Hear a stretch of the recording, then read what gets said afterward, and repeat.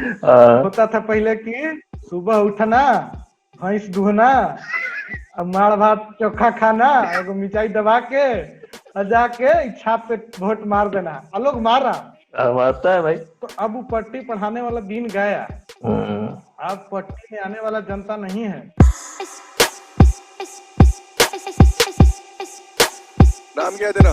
Hello everyone, Twitter talks काफी दिन बाद एक नया एपिसोड लेके आया है आप लोगों के लिए। आज जो हमारे शो में आए हैं मेरे ही अत्यंत प्रिय दोस्त हैं, बहुत ही प्रचलित हमारे कॉलेज के स्टूडेंट हैं, किसान के बेटे, मेरे बहुत अच्छे दोस्त अमित पांडे जी। अमित पांडे जी, स्वागत है आपका ट्विटर टॉक्स में। नमस्कार। धन्यवाद धन्यवाद। क्या हालचाल है? हालचाल तो चल रहा है सर, देश का हालचाल देख ही रहे हैं। हाँ। वैसे ही खिंचात तिरा के चल रहा है। हमारा हालचाल एक्चुअली समझिए तो बिहार जैसा है। अच्छा। किसी तरह से चल रहा है। और ये आपका जो नया लुक का क्या राज है भाई? सुने हैं कि लड़की लोग को दाढ़ी मूंछ पसंद रहता है, हम तो कटवा लिए। अरे आप ही से तो देख के महाराज फैशन सीखते हैं हम लोग शुरू से, कॉलेज से। अभी देश का हम लोग बात करते हैं थोड़ा। बिल्कुल बिल्कुल। देश में क्या हो रहा है, क्या कहना चाहेंगे आप? देश में अगर ओवरऑल देखिएगा आप तो एकदम कोहराम मचा हुआ है देश में। इसको कोहराम बोलते हैं। चारों दने से रगड़ रहा है देश को। हम लोग आजादी के 70 साल बाद भी हम लोग वही मुद्दा पे लड़ रहे हैं जो 70 साल पहले, जिसके कारण देश का बंटवारा हो गया, हिंदू मुस्लिम, और हिंदू मुस्लिम का मुद्दा और बढ़ ही गया। सही बात है। एक बार हाँ भाई, अपने हीरो को बिल्कुल तंग नहीं करने का। और एक तुम है कि साला हमको भाव ही नहीं दे रहा है, अकेले अकेले खा रहे हैं। लाइफ में बहुत टकले देखे बाप, इसके जैसा टकला पहली बार देखा। टकले पे तो बाल है ही नहीं, आप में भी बाल नहीं है। और पूरी बॉडी पे खाली खाल है। ये भाई तू क्या जापान से आया है जहाँ पे अमेरिका ने बॉम्ब फेंका था? अली नगर कोई था, उसको करवा दिया आर्य नगर। उर्दू बाजार को कर दिया हिंदी बाजार। हुमायूंपुर को हमने हनुमानपुर कर दिया है। इस्लामपुर को ईश्वरपुर कर दिया है, और भी करेंगे भी। सही बात है। तो आप ताजमहल का नाम राम महल कर सकते हैं, क्यों नहीं करेंगे? कर देंगे, बिल्कुल। क्या जाना चाहिए? आवश्यकता है तो क्या जाना चलेगा? तो जो देश के हित में होगा, हमें वह कदम सख्ती के साथ उठाना चाहिए, बिना सोच, बिना लौंग लपेट के, बिना संकोच के। ये पे जो बात आया, सब जो भी प्रदर्शन कर रहा था उसको देशद्रोही बोल दिया गया। अब जब किसान प्रोटेस्ट किया, किसान का जब ये आया तो उसको क्या बोला गया? खालिस्तानी समर्थक है, खालिस्तानी लोग का इसमें हाथ है। शाहीन बाग का लोग इसको सपोर्ट कर रहा है, देश विरोधी है। हमारे माननीय पत्रकार जो गोदी मीडिया के गोदी मीडिया के वो संचालक है, मिस्टर सुधीर चौधरी। हाँ। वो क्या बोलते हैं किसानों को लेके? किसान का बेटा या किसान लोग, अंग्रेजी कैसे बोल सकता है? किसान का बेटा या किसान जीन्स कैसे पहन सकता है? और हम आपके माध्यम से हम बताना चाहते हैं कि किसान का बेटा फेस वॉश भी लगा रहा है, सेंटो लगा रहा है। तो इतना हल्के में मत लीजिए सुधीर जी, किसान के आदमी लड़के को हल्के में मत लीजिए।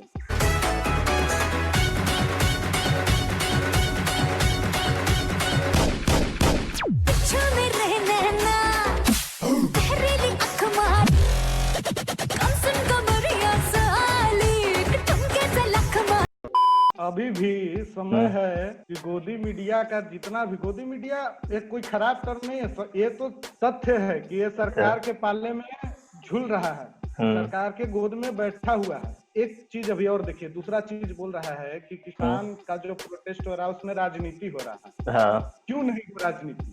किसान का प्रोटेस्ट में राजनीति, हम लोग के उठने बैठने से लेके, सुई से लेके हर चीज में, उसमें राजनीति क्यों ना हो?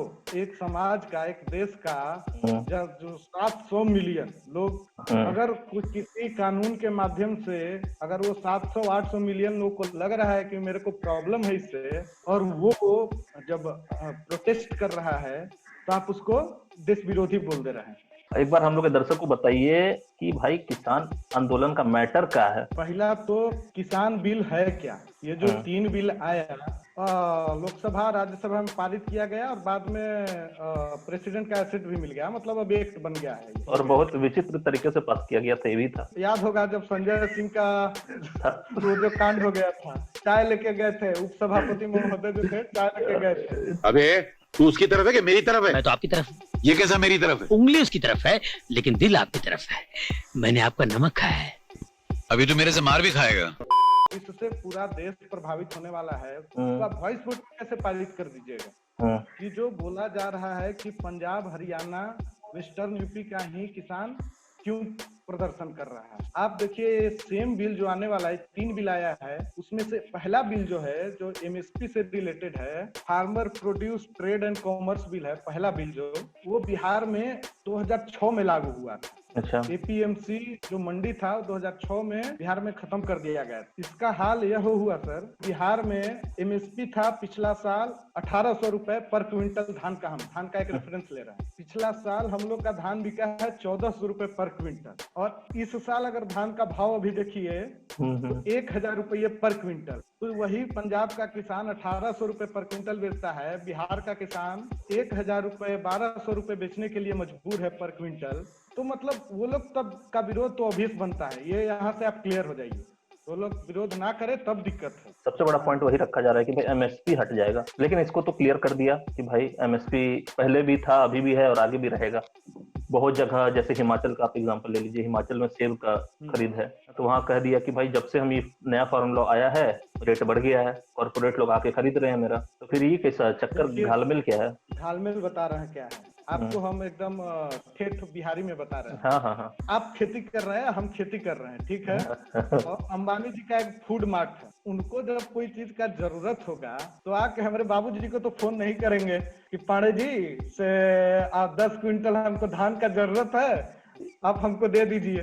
वो अपना कोई मिडिल मैन, कोई उनका जो होगा बिचौलिया, जो बिचौलिया का बात खत्म करने का बात बोल जा रहा है, बिचौलिया जो होगा, अब तो एमएसपी भी नहीं, एमएसपी कोई अब ये नहीं है, कोई माई बाप नहीं है। वो जितना में देगा आपको उतना लेना पड़ेगा। Why, Dada? Why? This is business. This is my sweat. I know, but I did business. Shut up! Shut up! This is business. Hey! I invested the money. Stop talking! I will kill you. Sorry. Bharat में जो 86% किसान है उसका जमीन 2 hectare से कम है। अब उसके यहाँ मान लिया 10-20 क्विंटल चावल हुआ, अब वो 10 क्विंटल चावल तो गोवा में जाकर नहीं बेचेगा, जा रहे हैं गोवा में बेच देते हैं, थोड़ा बीच में घूम लेंगे, रसियन भौजी लोग भी मिल जाएगी, बेचेगा। अगर हम आपको ओपन मार्केट दे रहे हैं, जैसे अभी कम्युनिकेशन सिस्टम आपका चालू हो गया कि रेलवे के थ्रू कोई बांग्लादेश भेज रहे हैं, इधर उधर भेज रहे हैं, तो अगर हम आप मार्केट खोल रहे हैं, काहे नहीं किसान गोवा में भिजवा सकता है अपना, अगर आप कम्युनिकेशन सिस्टम अच्छा हो। मार्केट खोलने में बुराई तो नहीं है? मार्केट खोलने में कोई बुराई नहीं है, मार्केट के संचालन में बुराई है। अच्छा। इसका सबसे बढ़िया एग्जांपल है सर, आप जियो वर्सेस बीएसएनएल ले लीजिए। जियो आने से पहले हमारे यहाँ मार्केट में कितने प्लेयर थे? एक टाइम था कि जब बीएसएनएल ही राज करता था। सही बात है। आज क्या हाल है? पैसा देके जान बचाया जा रहा है बीएसएनएल का, जैसे तैसे बीएसएनएल का हाल हो गया। और कस्टमर को क्या, आपको पहले फ्री में दिया गया। दूसरा जो फार्म बिल है, आपको यहाँ से समझ सकते हैं, दूसरा फार्म बिल जो कॉन्ट्रैक्ट फार्मिंग है वो है कि आपको कि आप ये फसल उपजाइए, आपको इतना पहले ही दे देगा। तो पहला 4-5 साल तो देगा कि अगर 1800 रुपए एमएसपी हो तो 2200-2300 देगा, जैसे जियो फ्री में दिया था और अब सबसे महंगा प्लान चला रहा है। उसी आपको आ जाएगा कि आप 1400 में दो। अब 3 गो प्लेयर है, सब 1400 में मांग रहा है आपको, तो आपको तो बेचना ही पड़ेगा ना, आप कहाँ जाइएगा? तो धीरे धीरे मंडी का कंडीशन खराब होते जाएगा, प्राइवेट प्लेयर बढ़ते जाएगा। और इसी से रिलेटेड है तीसरा जो इसेंशियल कमोडिटी एक्ट है, कि आप कितना भी है प्रोड्यूस अपना, कोई भी कॉर्पोरेट हो गया, कोई भी हो गया, वो स्टोर कर सकता है। अच्छा। तो वो जो पहले मिडिल मैन स्टोर करके बेचता था, अब वो कॉर्पोरेट करेगा। पैसा है, बड़ा बड़ा वेयर हाउस बनाएगा, बड़ा बड़ा कोल्ड स्टोरेज बनाएगा, उसमें स्टोर करेगा। जब देखेगा डिमांड कम हुआ, बढ़ाओ, सप्लाई बढ़ा दो, और पैसा कितना महंगा हो जाएगा। 80 रुपया पेट्रोल होने पे कितना मनमोहन सिंह को गाली सुनना पड़ा था। आप यही टमाटर प्याज होने पे साला बोलिए तो बोल देता है कि एंटी नेशनल है, देश में कुछ देश पे भरोसा नहीं है, मोदी जी पे भरोसा नहीं है। अरे कहाँ मोदी जी पे भरोसा करें? जितना अभी तक पॉइंट रखे उसमें हम एक चीज हमको नोटिस अभी तक यही हुआ कि आप फ्यूचर टेंस में बहुत बात कर रहे हैं कि ये हो जाएगा तो वो हो जाएगा तो ये इससे हो जाएगा तो ये इतना दाम हो जाएगा तो ये मर जाएगा तो यही चीज पहले भी किया गया, मतलब बहुत बार किया गया है। आप सीए का एग्जांपल लीजिए, सीए में मुस्लिम को निकाल दिया जाएगा तो इसको मार दिया जाएगा तो इसका सिटीजनशिप छीन लिया जाएगा तो हिंदू राष्ट्र आ जाएगा। ये क्या, ये मतलब इस टाइप से सोचने में फिर आप तो कुछ पास ही नहीं करवा पाइएगा। कैसे आप भविष्य के बारे में सोच पाइएगा? कोई भी सरकार से किसान संगठन जो भी थे उनका पहला मांग था क्या, मोदी जी भी बोले और सारे लोग बोल रहे हैं कि एमएसपी रहेगा, एमएसपी कहीं नहीं जाएगा। आप बिल में लिख दीजिए कि एमएसपी नहीं जाएगा। दूसरा चीज, हमको प्रॉब्लम हुआ, हम किसान हैं, हम खेती कर रहे हैं, हमको प्रॉब्लम हुआ। उसमें क्या है, आपका कोई भी ग्रेवियंसेस होगा, आपको जाना है डीएम, डीसी, कमिश्नर, ये सब के पास। कोर्ट जाने का आपके पास रास्ता नहीं है। तो इससे आपका इंटेंशन पता चलता है। आप भी जानते हैं, हम भी जानते हैं कि डीएमएसपी किसके इशारे पे काम करता है। डीएमएसपी कोई फ्री इंस्टीट्यूशन नहीं है। किसान हो या कोई भी देश का आदमी हो, जो बदलाव है उसके विरोध में नहीं है कोई। अगर आप किसानों का भला कीजिएगा तो कोई किसान अपना भला क्यों नहीं चाहेगा।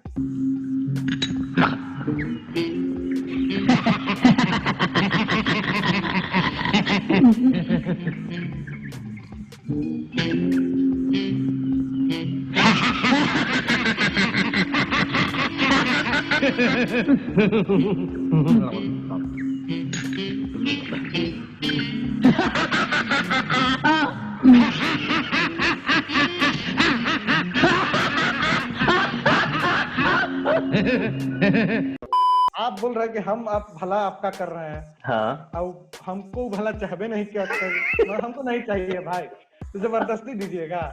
हमको चाहिए कि हमको मिनिमम एमएसपी ही पूरा देश में लागू करो, इससे नीचे प्राइवेट प्लेयर उससे ऊपर खरीदे, उससे नीचे नहीं खरीदे। और एमएसपी कोई ये नहीं है कि एमएसपी फिक्स करना, आप पढ़िएगा एमएसपी के बारे में भी डिटेल में। कोई सरकार ये नहीं कर दे रहा है कि हम आपको ये दे रहे हैं, एहसान कर रहे हैं, नहीं दे रहा। हाँ, एमएसपी है कि प्रोडक्ट कॉस्ट होता है और उसमें थोड़ा सा प्रॉफिट मार्जिन होता है। प्रणाम करके बोल रहे हैं उतने दे दीजिए ना, हमको नहीं चाहिए भाई, हमको उतने दे दीजिए। 2-3 मांग जो किसान मांग रहे हैं वो दीजिए ना। लड़का है, मैंने 2 साल के बच्चा है ना, बेटा भूख लगा है तुम खा लो, ऐसे थोड़ी होता है। इतना भला मत कीजिए मोदी जी। नहीं चाहिए इतना भला भाई। अब जब भी मोदी जी भला किया है, समूचा देश देखा है।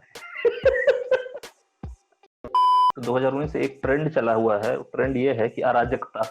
कुछ मनवाना है तो रोड पे बैठ जाइए। शाहीन बाग का ही हम लोग मॉडल अगर देख लें, सड़क जाम कर लोग कह रहे हैं कि दिल्ली को चोक कर देंगे। ये सब करके अगर आप अपना बात मनवा रहे हैं तो कैसा ट्रेंड है और कितना जायज है? लोकतंत्र जो भारत जब 26 जनवरी 1950 को संविधान अपनाया था, right to association, right to protest, ये सब फंडामेंटल राइट दिया गया था। तो हमारा आपका कोई हमारा मांग है जिससे कोई एक बड़ा कम्युनिटी का घाटा होने वाला है, तो वो खाली सड़क पे खाली मैदान में प्रदर्शन करेगा तो उसको कौन सुनने आएगा? कोई सुनने आएगा क्या? उसका बात कोई मानेगा क्या?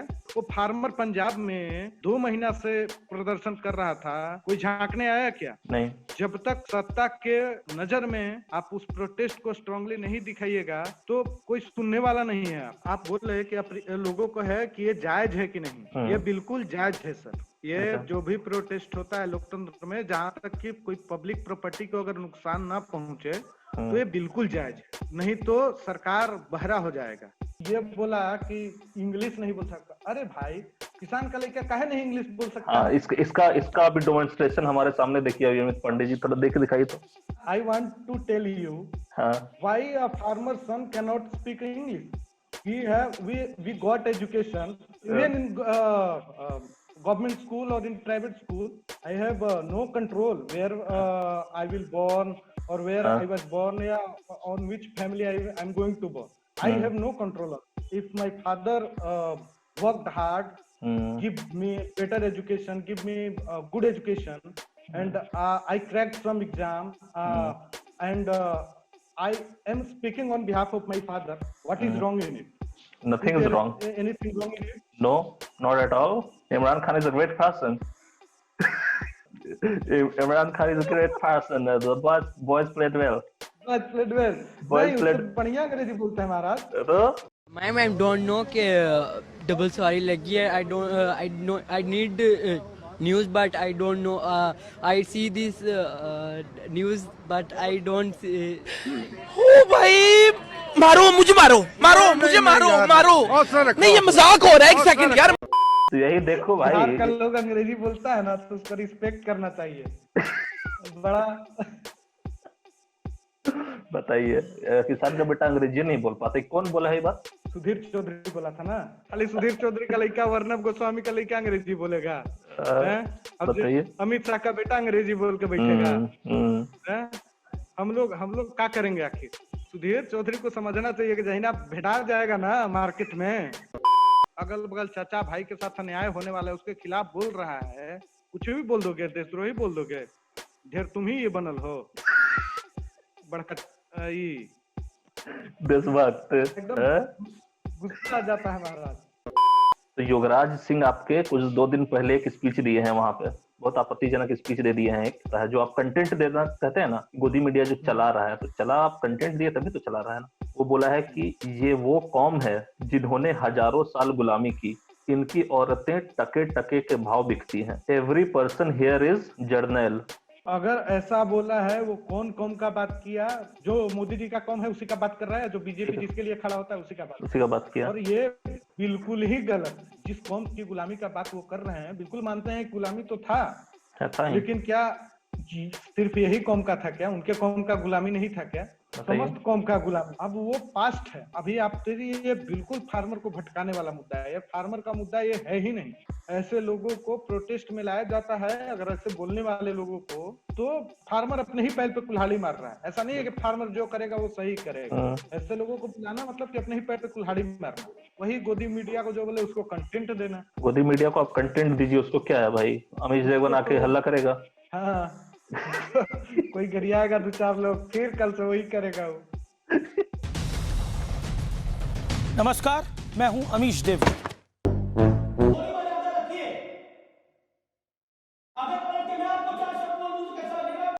बीजेपी वाला लोग एक बहुत स्मार्टली करता है. नोटबंदी समझ में नहीं आया लोग को. जीएसटी है समझ में नहीं आया. फिर बोल सीए समझ में नहीं आया. अभी किसान बिल में भी यही है कि समझ में नहीं आया लोग को.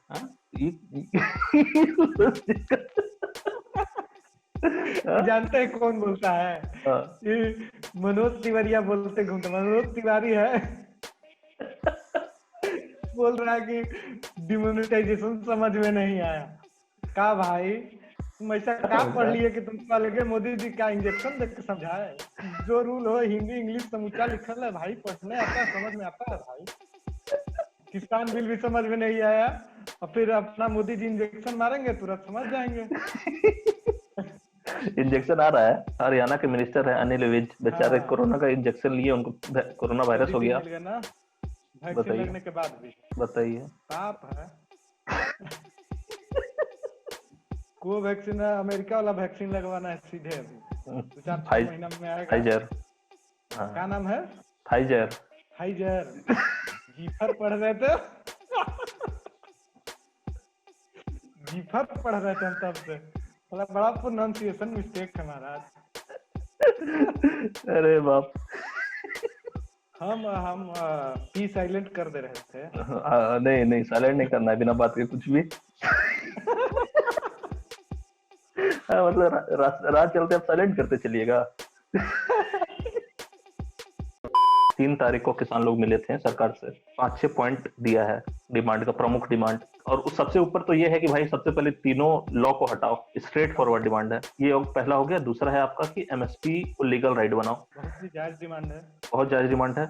उसके बाद है कि diesel price for farm use, उसको 50% स्लैश कीजिए. डिमांड तो जायज है लेकिन थोड़ा डिबेटेबल है. इसलिए काहे कि फिर तो डीजल तो बहुत सारा व्यवसाय में यूज किया जाता है. फार्म के नाम पे लेना शुरू कर देगा. नहीं तो फिर वो लोग भी बोलेंगे कि तब फिर मेरे लिए भी कीजिए. उसके बाद 2 डिमांड है जहां पे थोड़ा बात हम जब पढ़े डिमांड तो हमको भी अजीब लगा. सबसे पहला है कि repeal commission on air quality management in NCR region 2020. पराली से क्या हाल होता है दिल्ली का. बिल्कुल. और इस चीज को केजरीवाल जी सपोर्ट किए हैं. अच्छा. तो यहाँ एक बात फंसा. उसके बाद है कि withdraw all cases against farmers all over India.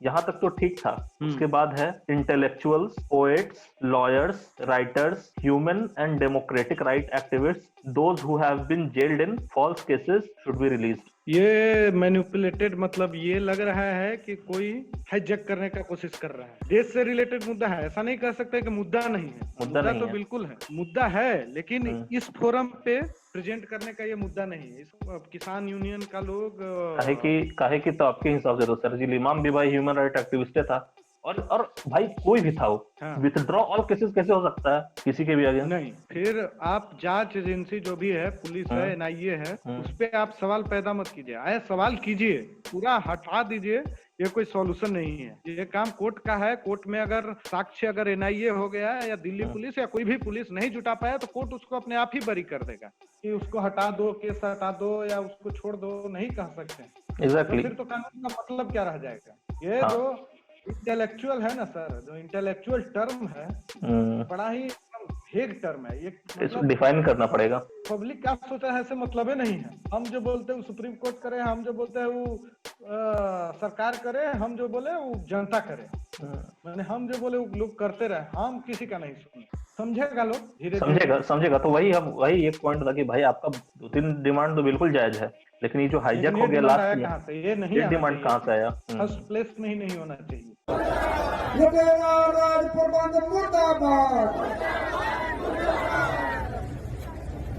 Twitter पे बड़ा कॉमेडी मारता है सर, साला कितना लड़ाई करता है भाई। कंगना रनौत का क्या हाल किया? हमको तो लगता था कि ऋतिक रोशन बीच में आ जाए। उसके बाद बहुत लोग टैग किया ऋतिक रोशन को कि कुछ बोलिए सर आप भी। देख तो जरूर रहा होगा सब ट्वीटवा। सोच रहा होगा कि भाई इतना इससे नहीं पंगा लेना, हमको बच गए। लेकिन बेचारे के साथ गलत भी किया है भाई, उसका घर जो उड़ा दिया। उसका जब घर उड़ा दिया तो सब लोग बोला, लेकिन वो मैडम जिस हिसाब से चल रही है, लकड़ी के घोड़ा पे बैठ के, और अपने आप को झांसी की रानी बोल देना। झांसी की रानी वाला मूवी में थी ना वो, मतलब कौन सी थी? अरे झांसी की रानी वाला मूवी था ना। तो इसे तो विवेक ओबराय नरेंद्र मोदी हो गया कि तुम रोल कर लिया रानी लक्ष्मीबाई का। वो तुलना करने लायक है। वो कहिए तो कि वो शेरनी थी रियल में। तो बोल रहे हम भी शेरनी है। अच्छा, वो कौची के शेरनी है? फार्मर के दादी नानी के गरिया रही है, वो शेरनी है या कौन शेरनी दादी नानी के गरियाती है? ये अपना आप को सेल्फ स्टीम में इतना हाई लेती है ना, और इस सेंटर में है और सूर्य से लेकर समुद्र चक्कर लगा रहा है इसके अंदर में। बेकारे में ना, लेकिन पंजाब के लोगों के लिए बोलेगा तो पंजाब के लोगों के लिए तो खराब लगेगा ना महाराज। तो पंजाब का लोग बोलेगा ही संभाला दिलजीत। हाँ, बढ़िया संभाला।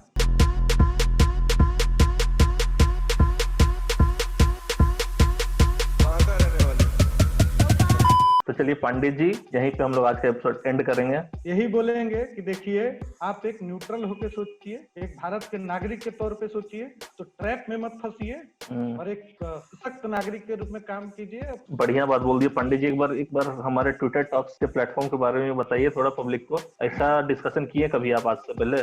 ऐसा डिस्कशन सच में नहीं किए। ट्विटर टॉक्स ये है कि जो हमारे परम मित्र दिव्य प्रणय जी जो शुरू किए हैं वो बहुत ही काबिले तारीफ है। एक पॉइंट होता है, हर सिक्का का दो पहलू होता है। दोनों पहलू को यहाँ पे रिप्रेजेंट करने का सबसे बढ़िया माध्यम। एकदम चौकस है, बवाल है, एकदम गर्दा उड़ाते रहिए। ऐसा ही एकदम गर्दा उड़ाते रहेंगे, भोकाल में कोई कमी नहीं रखना है। जितने हमारे दर्शक देख रहे हैं उनसे मैं कहना चाहूंगा कि जल्दी से सब्सक्राइब करिए, फटाफट लाइक करिए, शेयर मारिए। डाउट है क्लियर हो जाएगा सबके पास, शेयर करिए। अभी शेयर करना जरूरी है इस चीज को। तो पांडे जी, यहीं पे हम लोग एपिसोड खत्म करते हैं। बहुत बहुत धन्यवाद। Thank you so much. नमस्ते।